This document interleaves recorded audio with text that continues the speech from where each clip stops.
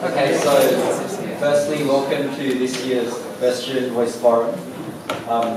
Basically, why we wanted to continue on with this forum from last year's cabinet is that it gives you guys an opportunity to ask questions that you wouldn't normally ask to the school administration. And really, from a student perspective, it's often hard to understand the challenges that the school admin does face in terms of having to fulfill certain requirements of, the education department. So having this, we hope that they're going to give you a better insight into how that all works, and sometimes why we can't get things, why we can't do what we want to do because of these certain restrictions. So I guess what we'll do first is go through how you ask your question. So essentially, Irfan and I, we're going to be calling on questions, or the person that submitted a question, and you're going to stand up. You're going to first say who the question is directed to, and then secondly, just proceed to ask your question.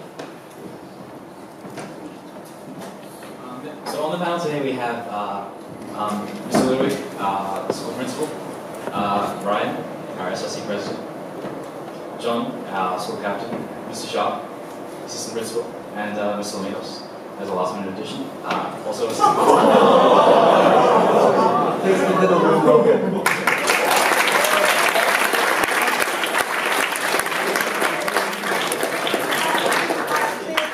Some female representation.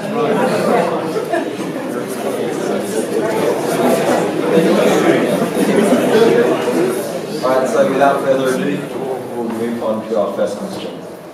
So our first question is from Abby Golgi. Hi, Abby. This question is primarily directed towards the principals. Students all over the state partake in a selective test for the school, predominantly for its widely known academic performance. The question is then raised to why a large majority of students, especially Year 12s, are relying on tutors. The hard truth is that with the exception of some departments and notable teachers, students feel the school's academics are inadequate preparation for BCE. They feel it is a necessity to commit hours outside of school learning in order to earn the HR they desire, despite having come to the school to achieve this goal. What is the panel's response to this issue? I think I'll start with Mr. Sharp.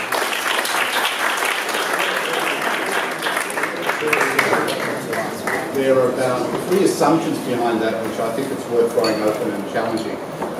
The first one is that do Melbourne High School students in fact need tutors at all? Because some of our own research will indicate that it's in fact not necessary. I can actually see a direct causal link between the way in which the people prepare for the entrance exam and then, in a sense, the development of the culture of tutoring. I'll say that if you go back 10 years, when Melbourne High School was actually achieving higher ATARs, there was tutoring in the schools almost non-existent. So you actually have to ask whether tutoring is achieving anything positive. And there's even some indications. There was a Victorian parliamentary inquiry into homework and tutoring about 5 or 6 years ago. The students from Melbourne High School and McGrath made submissions to that panel. And some of their own research would actually suggest that tutoring is counterproductive, that it actually ends up with a reduction in student outcomes. And I'll cite one example. A student 2 years ago, in fact 2 students, who were tutored to sit a specific English SAT. They both plagiarised on the SAT, and their SAT mark was there for null and void. One of them actually appealed to VCAR, I'm not sure on what basis, because they acknowledged that the work was not their own. And VCAR confirmed and affirmed the decision to in fact void the SAT, and that obviously had a significant impact on the students' final outcome. From us, and we're the educational theorists, if you like, there is very little evidence that tutoring actually does have a deliberate positive effect. But as I say, I think there's a causal link. Hands up in this room, and be honest, how many of you went to some form of coaching or tutoring prior to sitting the entrance exam? There you go.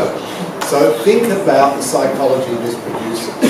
When you sit the entrance exam, you can no longer be confident whether it was your own innate ability that got you into the school, or whether in fact the work you did with a tutor or a coaching coach had an impact upon your tutoring.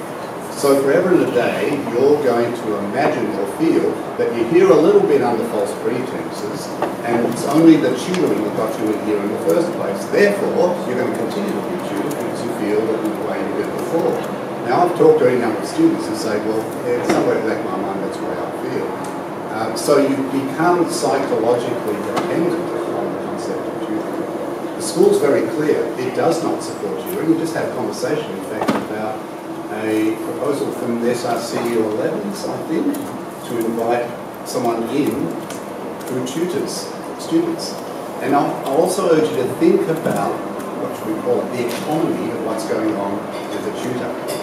You're paying a tutor because in some way you feel either your own or the school's preparation for you is inadequate. The tutor then has a financial investment in you feeling exactly that. You're not going to use a tutor, and there's many students who don't, if you feel that you are confident enough in undertaking the work yourself.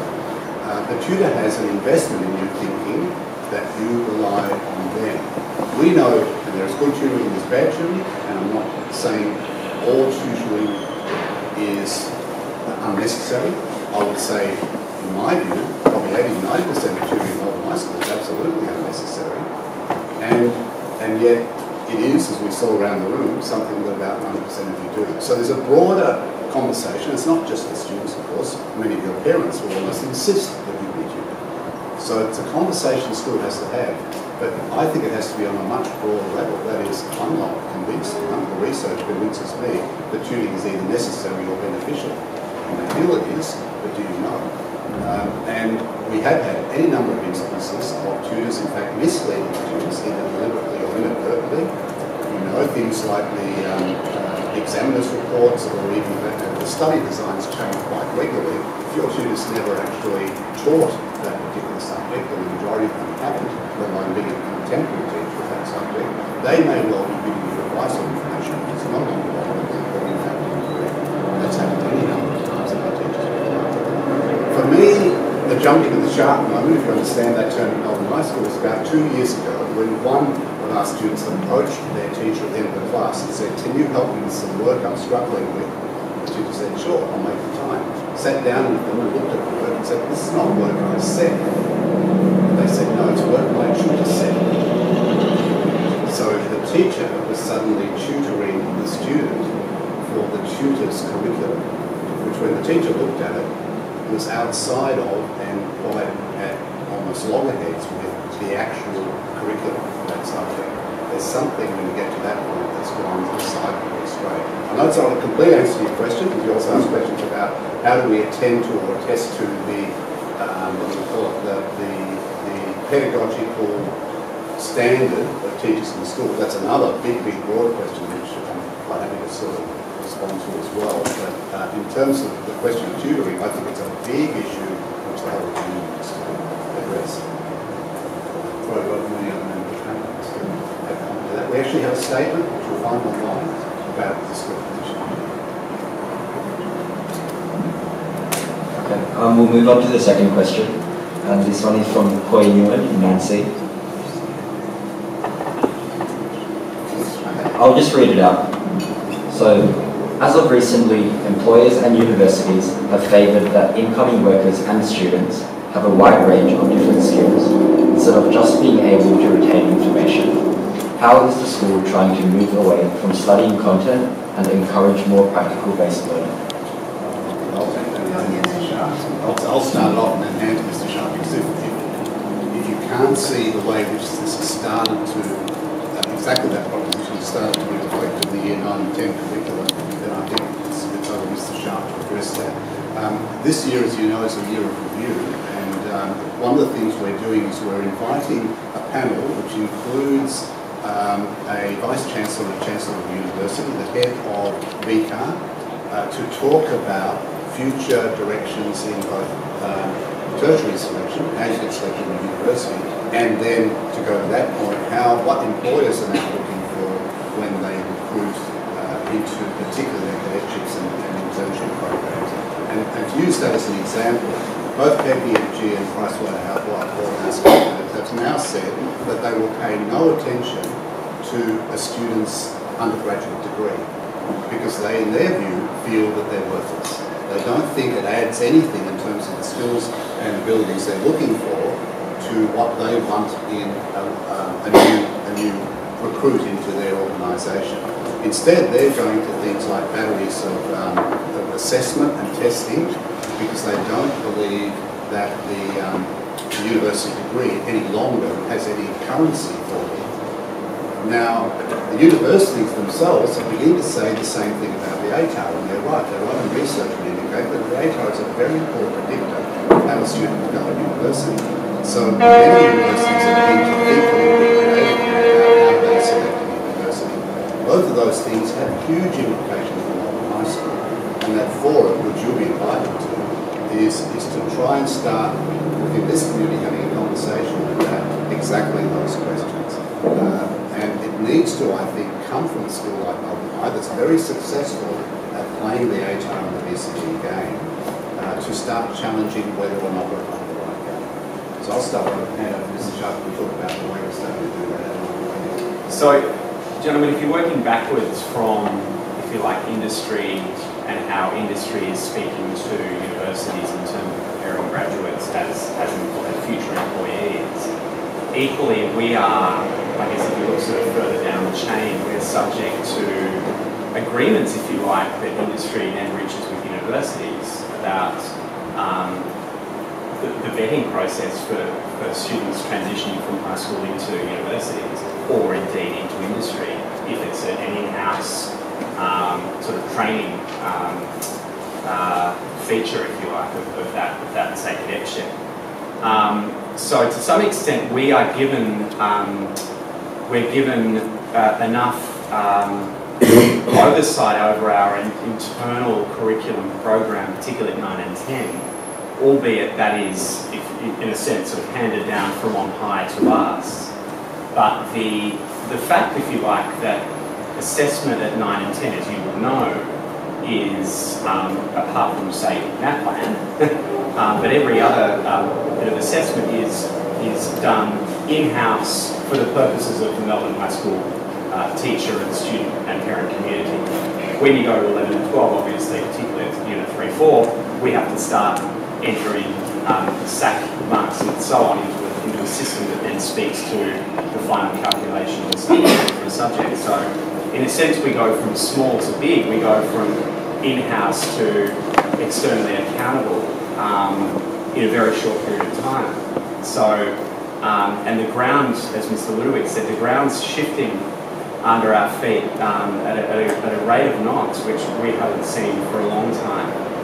And that may be, I think in the last week there have been 3 or 4 opinion pieces in the Age on experts, and these people are experts who have different opinions as to the validity of the ATAR, and therefore the success or otherwise of the way that we're designing our academic experiences for year 11 and 12. But until all of that's resolved, in a sense, our hands are tied in terms of the study design, sequencing, teaching and learning programs to prepare students for SATs, which again, if we look at 3 and 4, are decided on by an external body to Melbourne High School.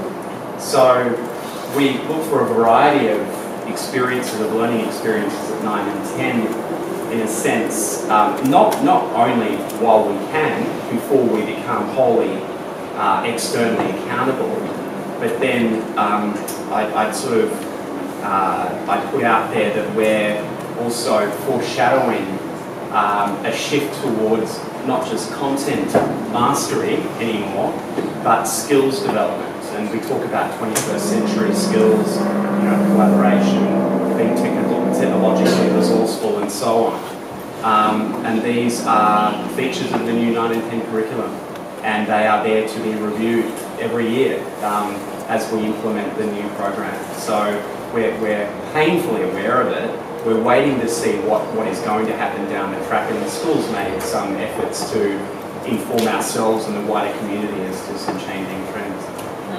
Can I add to that too?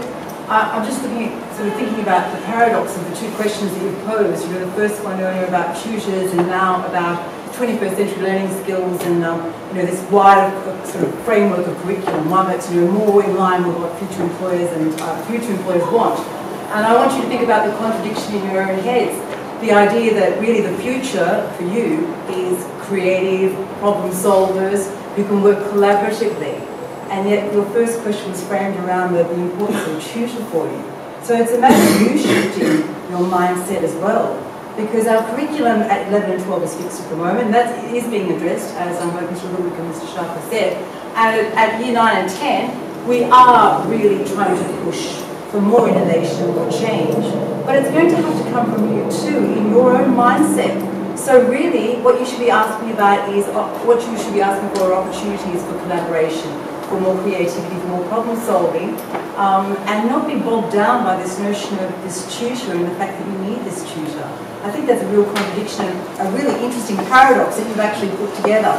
So we've all, you know, we're trying to shift our mindset, and we are, and we really are welcoming the changes, you know, with open arms. How we apply those are challenging for us, but we really, that's what our mind is on now. There's nothing else, you know, that's our driving force. We want you to come along on that journey as well. So you've got to shift also. If I can just sort of put a proposition again, which is one that we'll explore again from the strategic review. How many of you are aware of and know with any detail what the IB is, the National That's about a third of you. That's pretty good. The Melbourne High School is registered as a candidate school for the diploma program, which is the effectively the 112 program for the IB, and it's a proposition the school flirted with, would be the right description, about 5 or 6 years ago, and during the review we'll come back to review it, because for those of you that are familiar with the IB, and you think about it, it's much more coherent with our school's philosophy and our Year 9 program than BCE is. If you look at what we've now done at 9 and 10, a lot of the things which are about developing more general and broader lifelong capabilities rather than focusing on content, it's in a way then incompatible with the BCE. The BCE is all about, unfortunately, sucking in content and regurgitating in an exam or a CAT. That's all that the BCE in a sense requires of you. That's not what employers want. So we may actively pursue the proposition of the IB, which is more consistent with our 9 and 10 curriculum and more consistent with our philosophy. Thank you to the panel for those responses. I think in the interest of time, we'll be going to our next question from Rudraj about the MHS Film Crew.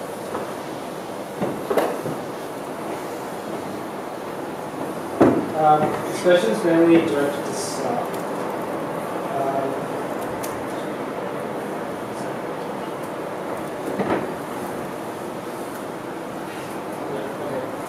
Considering there's been a great importance on receiving a diploma, there are still fundamental flaws in the operation of this program. One such is the misallocation of points to the students about activities that they have participated in. If the diploma is supposed to acknowledge student involvement in extracurricular and co-curricular activities, how can this program continually turn a blind eye on students who tirelessly engage in such activities only to be unrecognised for their achievement? And what will you do to ensure students are fairly recognised and correctly allocated points so they can award a diploma that can accurately reflect their extracurricular and co-curricular involvement? Thanks for your question. I'll gladly take that. I would need to ask just for a little bit more information in terms of the allocation of points, because it's my understanding that we've gone from a system where twice a year we call them the teacher coordinators overseeing the activities that attract points have been called upon to enter those points into the Compass interface, which works a lot like the Compass reporting system. That is to say that teachers are by now fairly familiar with it. I'm trying to think of an example. Perhaps if I use the class of 2017, I can only think of possibly one student for whom the teachers, well, we'll call it inaction, or not entering points in a timely fashion, jeopardise their reaching a certain level, you know, in the case of this student, it was with highest honour and therefore at speech night and so on and so forth. But that was rectified in hindsight. But just without any more information. And then like students often, I'm not sure about this room, but I know people who haven't been like allocated the points for like clubs that they've been part of. Well, I can say a couple of things. In a sense, the onus is on the student, which, given that they are the major beneficiaries of this, or you know, the beneficiaries, then it's in their interest, and therefore nobody seems to have any real problem with that. You know, you're looking after your own points collection in a sense, and therefore it's in your interest on an annual basis to be checking in with those teachers in charge to be sure that they entered in the right way at the right time with the right value of points. I might say that there was a student document produced in 2015, which was signed off by the then acting assistant principal, Mr. Fairley, and that brought in a few changes that were, in a sense, suggested by students themselves. Now, they may, I think in hindsight, they've made the ability for students to track their points a little too difficult and a little too opaque. By that I mean, you know, there was a decision made that students could only view their points at certain key times towards the end of the year. Now, we've removed that we wanted to lift that, I guess, that sort of,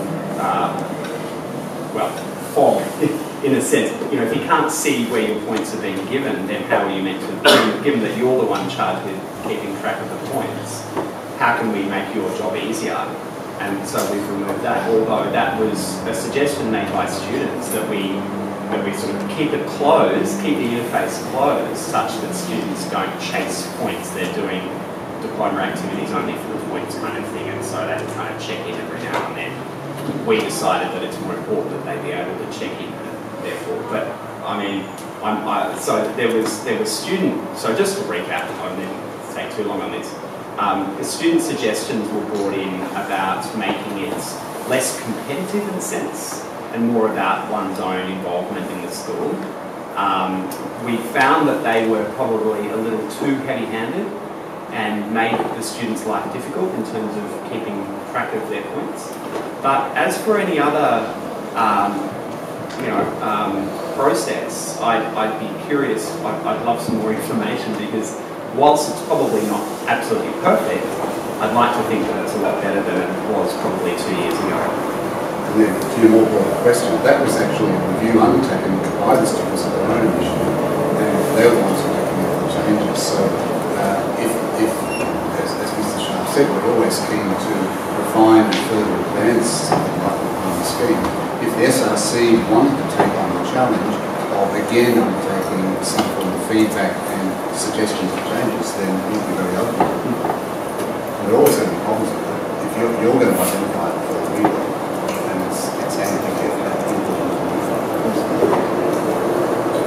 Thank you to the panel for that response. Can I just add what we touched on in the read-aloud, if you do want to check something further. Obviously, feel free to look into Sharp outside of this if you do want to. So, next question is from Kelvin Neutral, Manager. So this is to Mr. Ludowick.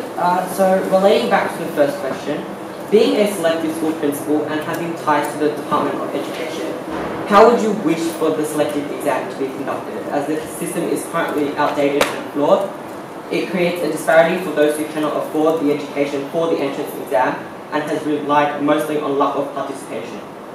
Yeah, I think all of those things are true. The first thing we have to say is that the control over the entry process and the exam is outside of our control. It's actually set by department policy. But we do have opportunity to try and influence that. So to take the last point first, we actually recommended, and it would have been introduced 2 years ago now, so it shouldn't have an effect for your entry. There was an entry cost for the exam, which I think was $150. That's been removed for anybody who ticks that equity box, and therefore, if you like, is legitimately in a socioeconomic position where that might be a burden to them. So there's now no cost to sit the exam. That was the advocacy and recommendation before select entry schools.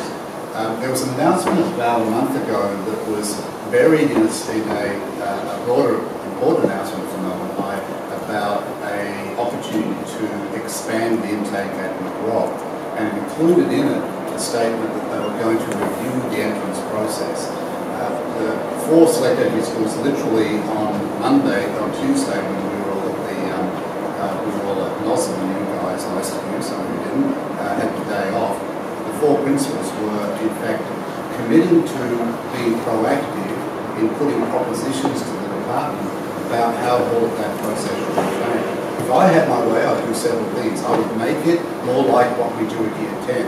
For those of you who've got any Year 10 influence in there, I'll speak on your behalf, but you think about the school's philosophy, a well-rounded individual, and then the department says we get to select you on the basis of one characteristic only, well, that's your academic merit. So what we do at Year 10, we're stuck with it, because that's what the department says.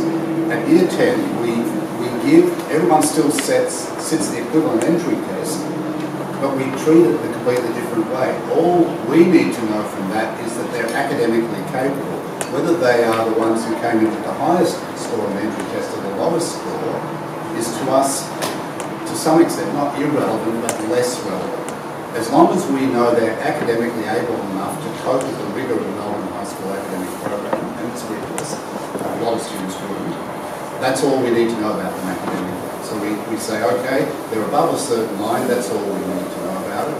We then look at what the school philosophy says about well-roundedness, and they put in both a written application and attend an interview to, in a way, show their wares. So what use, the question that's often been put to those people in interview is, what use would you make of Melbourne High School? So are you interested in sport, are you interested in music, are you interested in leadership? And we look at the breadth of what a student has to offer, it's on that basis. Sometimes the highest ranked person on the entrance test of Year 9 has not been offered a place. And sometimes the last person across the line has been offered a place. That's what I would do if it was in my control. But can I raise 2 other questions which, again, the select entry schools are beginning to, actively pursue. I can't guarantee we'll have a degree position on this, but we're actively having a conversation. If you compare what happens in Victoria and New South Wales, in Victoria, about 3,200 people sit the entrance exam. In New South Wales, it's quoted as 30,000. There's only one real reason for that, and that is that in New South Wales, the entry point to their select entry schools, and they're 28, is at Year 7, not Year 9. So one question we're being pursued both in this school and within the second year is, do we become 7 to 12 schools? And all of you will immediately get the logic of that, because for the majority of people, you made a transition from primary to secondary. You go to a secondary school for 2 years, you make friends, you get used to that, you buy their uniform, and all of a sudden you're thinking again about whether you change schools to become a secondary school. I don't have a particularly bolted on opinion about it, but I think we should actively ask the question, do we become a 7 to 12 school, which is a natural point of transition in Victoria, and then we can see the scope of entry expand hugely. Thank you, Mr. Wood, for that response. We'll now be going on to a question from James Young about language education at MHS. So this question is directed primarily to the school administration. It is an undeniable fact that our school is extremely culturally diverse, and the school in many ways embraces multiculturalism. Whether that's through language week, offering 4 languages, while most public schools only offer 2 or 3, if that. My question is, why does MHS not offer any of the 4 Chinese subjects offered by VCLAR, when oftentimes more students study Chinese externally at a 3-4 levels than those doing both subjects individually at school? Particularly given that China's presence has been increasing in the world stage, and many students are interested in learning about Chinese language and culture, And even one of our staff members, Dr. Kemp, even wrote his thesis on learning Chinese at a secondary school level, which is titled Language Planning at the School Level to Create All Chinese. I'll start with Mr. Kemp again for Mr. Sharp. Have you read Mr. Kemp's thesis? I've read it all. Do you know what school it's based on? This one. So that will tell you a little bit about the journey we've been on. Can I put some general propositions first? And Melbourne High School is a very diverse school. They've got over 70 different cultural and language groups in the school. That's uniquely diverse within Victoria.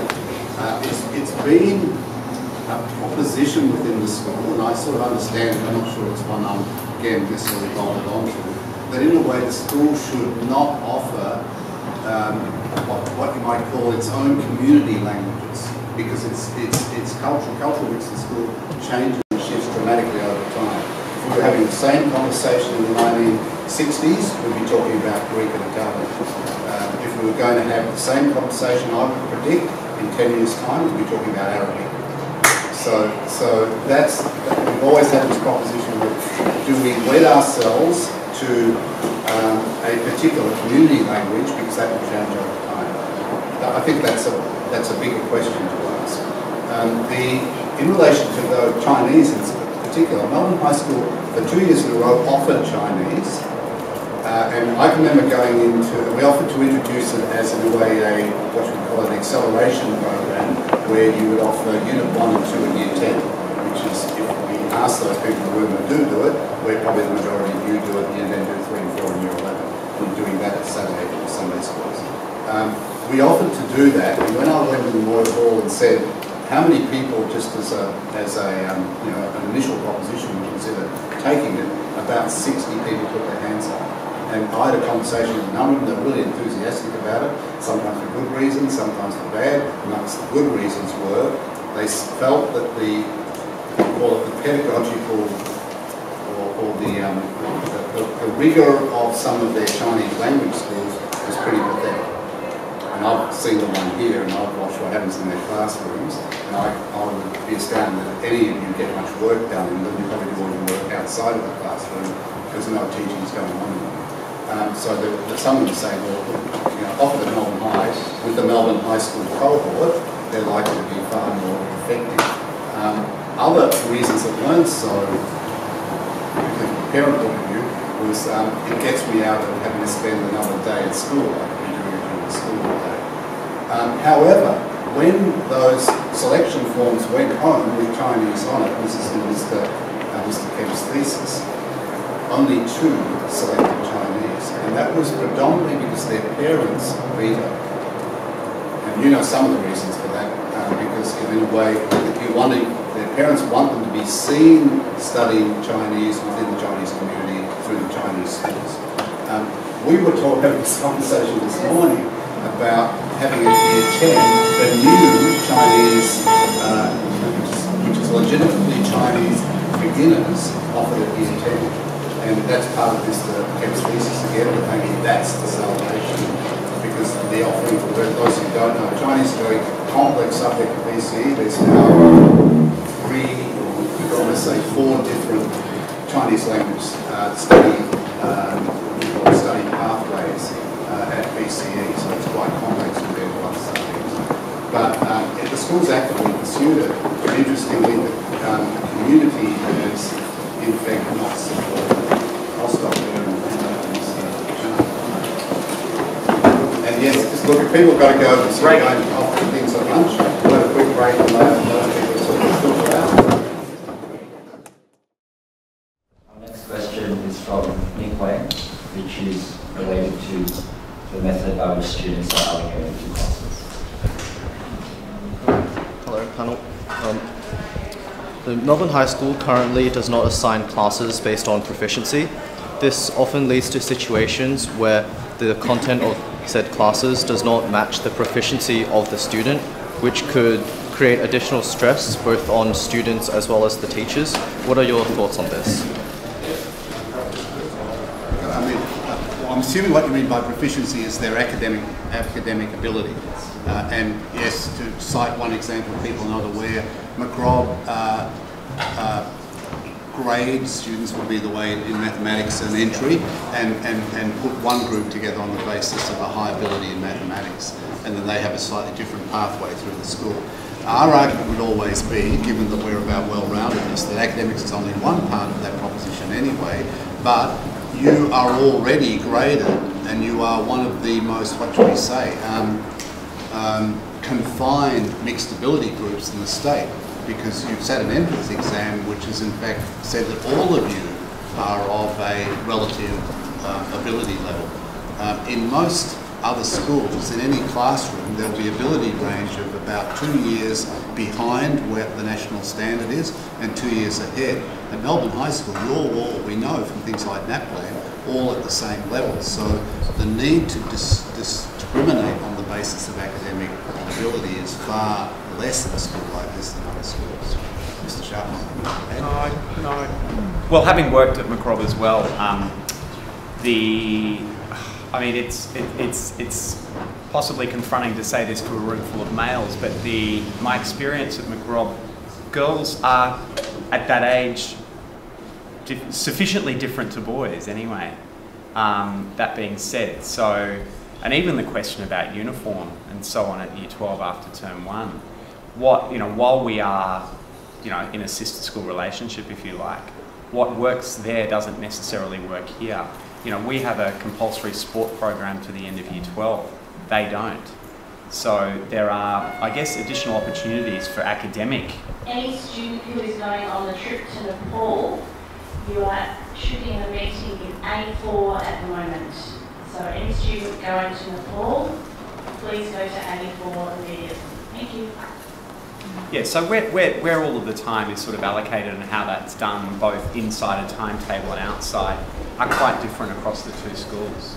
And I thought I want to add to that as well, because then what you're asking us to do is, or for us to be a selection within a selected sort of cohort. So we're selecting the selected again. So, I really think that maybe, tends to not breed what we're aiming for. The MHS statement of purpose is whole person, but also this notion of collaborative learning and tapping into the skills that one person has and acknowledging the skills of another, because that's what we should be about, working all of these skills together and creating a better unified team rather than starting to now discriminate amongst one another, which is never healthy academically.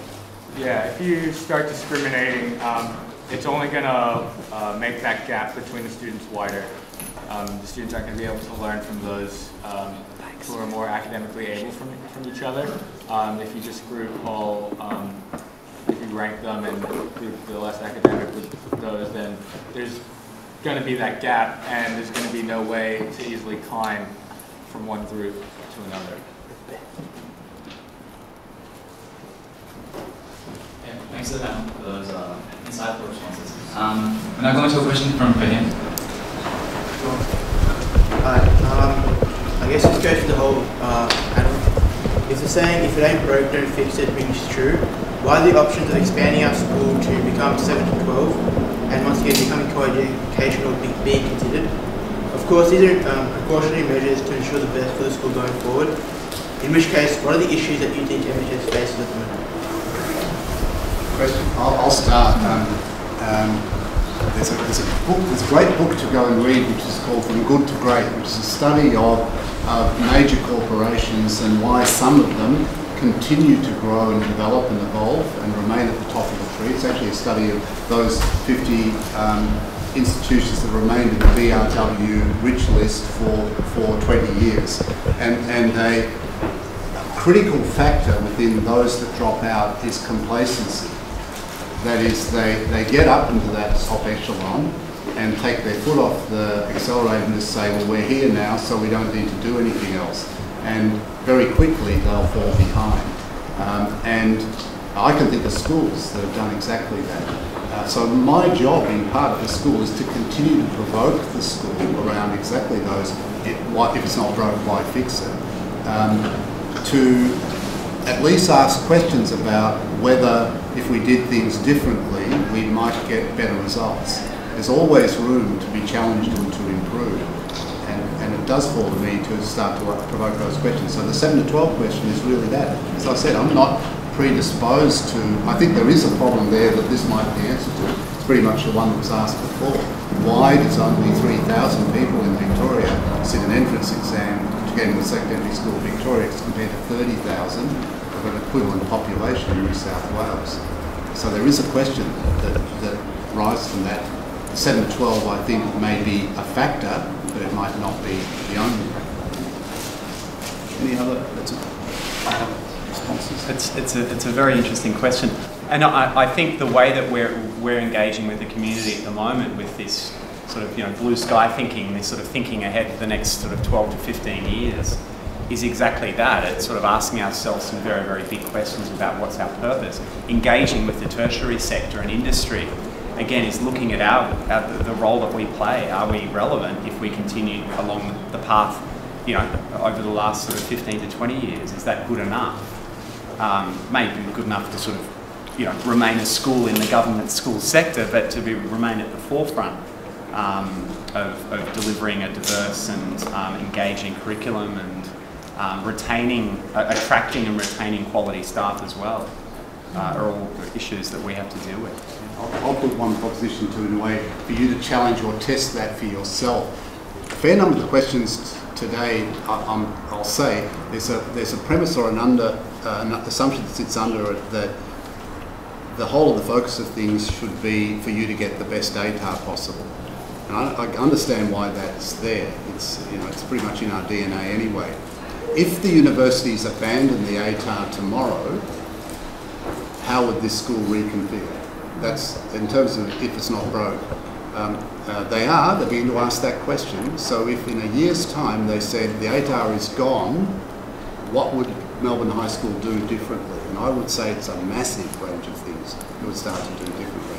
So the trouble with the if it's not broke, don't fix it proposition is the world is constantly changing and in flux. You stand still, you're going backwards. Could I just add one thing as well? And there was, I don't know if you saw in February, but there's a student from last year from Macrob who was offered either, what a conundrum, full scholarship to Harvard or one to Stanford. She did very well in the VC last year. She got into commerce at Melbourne and was all, all G'd up to start that. But they, the universities in America were so impressed by a project that she undertook while in year 10.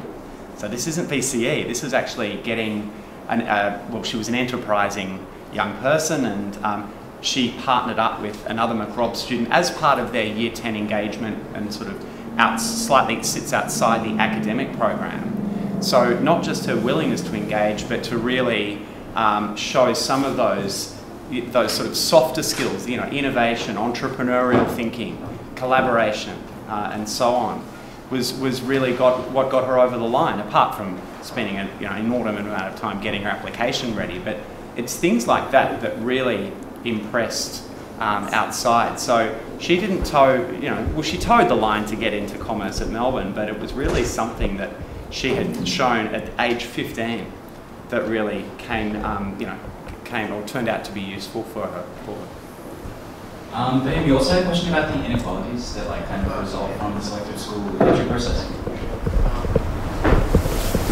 So, for a school that was designed to cater for students who could not afford for a secondary school education, it is surprising to see that almost 70% of MHS is from the top quarter of the socio-economic spectrum. How can this be counted and the right balance found? The first thing I've got to say is that the data itself is highly problematic. It's the data on the My School website. It doesn't match what we ourselves actually know. The way that data is collected is on the basis of a question that's asked when you apply for the school, and that is, what is your occupation? Now, I can tell you that we've got, I'll be guessing the number, but people who are currently, their parents are unemployed, and they'll put down, I'm a manager of a business, which puts them in the top occupational category, not the lowest, which would be unemployed. And so there's a pride factor that's going to have an effect on skewing some of that data, let alone people who will say they're a manager of a business when what they're doing is running a taxi. So the information is fairly spurious. We have much better information on the basis of people applying for who are on Centrelink benefits or receiving some form of supported income. And on that data, it's still not great, but there are far more in that lower quartile than the high school website would suggest. But it is not equitable, and that's the two things that we've done. I talked about before. There's now no cost to sit the entrance exam. That's as a factor to encourage more people who would otherwise not sit the exam as because of the economic burden. But there's the other thing that we now do is there is an advantage for anyone who ticks those equity boxes, and they can be selected above a student who doesn't, regardless of their entrance score. So we're trying to tweak, without it becoming then, what should we say, a bit of social engineering, the entrance process to equalise that, because there's no doubt social disadvantage exists, and it itself sometimes is invisible, and we need to, in a way, recognise it and try and mitigate for it where we can. So we have time for a few more questions. Next question will be from Amy and Amber. This is mainly to the school administration. What was the purpose of implementing the 1 year in advance policy when organising events with other schools, considering the fact that most positions in the school only run for a year? That's a good question, and both me and Mr. Sharp can have a go at this one. It really came from the other schools. I'll say this is a real frustration that I have, and I know it's a real frustration for the students too. These guys are just beginning to learn how complex an entity Melbourne High School or any other school is, as far as even permissions you have to get to hold an event. Because as soon as you try and do that across schools, you multiply that factor. We've had situations the last few years of students appearing at another school who didn't know they were coming, and there's huge then, what should we say, safety or the duty of care risks involved with that. So the schools put their minds together. It wasn't our determination, it was from the other schools to say, let's agree on a calendar of joint activities, but let's agree about them a year in advance. Us with Mr. Sloan and the daily organiser meet each week to rearrange the school program. We tried to change one date this morning, and we had to move across 4 weeks to find where that activity would move to, because everything is so chockers here. So trying to put something in sounds like a simple proposition, but it becomes very, very difficult. And when you're trying to coordinate it across schools, it becomes highly complex. So it's been a real frustration that I've had too, because people come up with a good idea, can we do this? And our response tends to have to be, great idea, but it'll have to be done next year. But Mr. Sharpman, who's the person who has to juggle a lot of this, might want us to be... Well, yeah, I mean, essentially that's right. For large, complex organisations where we have to take into consideration geography, if we're looking, I know we're not just talking about the select entry schools here, but in a sense, there are lots and lots of factors to take into account. Also, it's possible to view the full list of events, and there's nothing to stop existing events being modified or given a particular new flavour for any given year without constantly adding one on top of another where it just starts to all fall over. So, looking to 2019, there can be new activities proposed. However, if you want them done slightly differently and this year, perhaps look at modifying the program. And we've also touched upon, this year and certainly last year, that notion of legacy. So you have an idea, you see an opportunity. There's nothing wrong with you beginning to set the wheels in motion, and that being laid out for the following year. It has your name on it, you've stamped it, but you're offering something to the school program. So there's great merit in that as well. So our next question is from Suraj.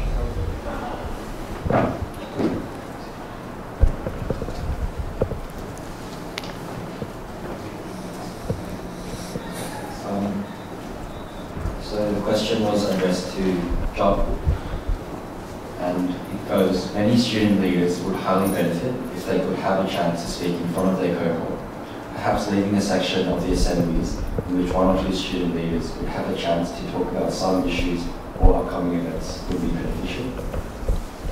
Yeah, well, with regards to speaking in front of the cohort, as the Year 12s know this morning, it's a very simple process. Ryan was able to organize a whole year-level form assembly, and in regards to assembly that we have on weekly or fortnightly basis, it's really just, if you have something to say, you have to get that known to a coordinator or junior school captain or school captain, so that we are able to put you into the schedule.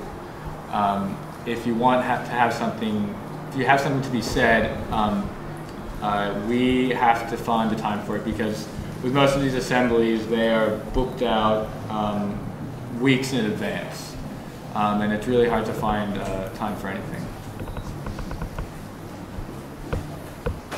So going to our last question, since we don't have a whole lot of time left. This is from Nick Wayne, and it's about the junior curriculum and kind of life skills that we instill in our students. This is mainly for the school administration. With the junior curriculum shifting towards personal development, what are your thoughts on teaching life skills such as first aid, cooking, and living away from home?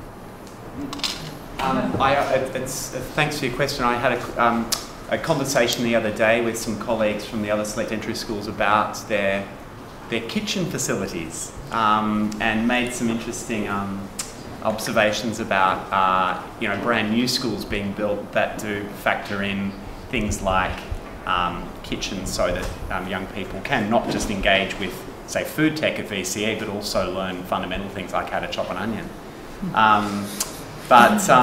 So, I mean, essentially we have, if you like, we have the curriculum, which is, everything that's sort of looked at and discussed within a 43-minute lesson, and then everything else outside of that, which is our co-curricular program and clubs and things. So the school, I suppose, is doing its best in terms of using the existing facilities to cater for a cohort which is, young men between 14 and 18, with a history of choosing particular subjects, which hasn't tended to be food tech up until now. But with a growing interest in learning how to chop an onion. So we've got fun with food and we've got other such things. So I guess there are limits to what can be achieved within, let's say, inside the curriculum, given our existing facilities. However, if we were to redesign, as we may be in a position to do in the next couple of years, to bring some new buildings online in Forest Hill, to build, as Melbourne Girls College has a fantastic commercial kitchen, why not bring something like that on board as it's not just in the age of the celebrity chef, but as well, but quite seriously, as it being a viable career that people transition into after having worked in, say, business for a few years and go, well, I want to be more creative and so on. So I guess that's a long-winded answer, but we've got both the co-curricular program, things like first aid. Definitely there are opportunities, say, after speech night when regular classes tend to wind down, and we do the same for staff. I mean, we bring in outside providers to train people with first aid and things, most definitely. Other schools do a week, I know Nossal does a week where they're responsible service of alcohol, other things that can get you work after year 12, so in that sort of, the 8-week gap, baristas and so on. So, and we have looked at a lot of these and continue to. Yeah. I just want to add to that because, personal development, there is great scope there, and it's been introduced at year 9 and 10. And in a way, I sort of want to thank you, because I think that's the sort of enterprising, thought process that we welcome as well. Because hearing that, I'm thinking, well, that opens up a massive scope, in terms of broadening our curriculum. So thank you. Good. We have time for one final question, and that's from Carl Good. So, while I understand the curriculum is really rigid, how do you plan to support people who want to go beyond it?